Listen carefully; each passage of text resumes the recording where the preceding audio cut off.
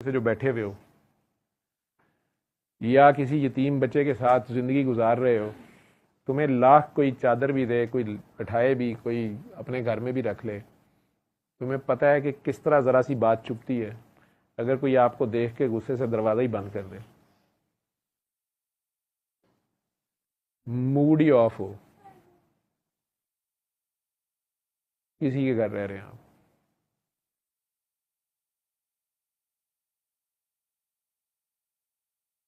आप स्कूल से लेट आए हैं, सबने खाना खा लिया है, अब दोबारा आपके लिए तवा रखा जाए, ठंडी ऐसे करके फेंकी जाए,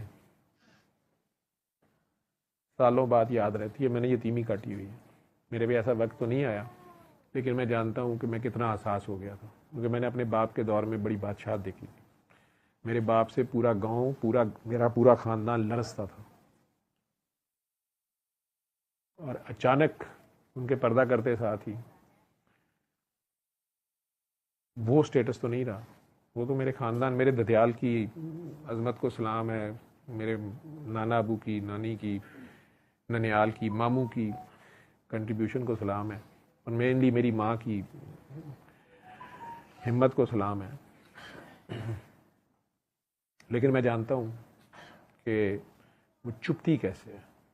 वो शायद अगले को एहसास भी नहीं होता कि वो क्या कर गया,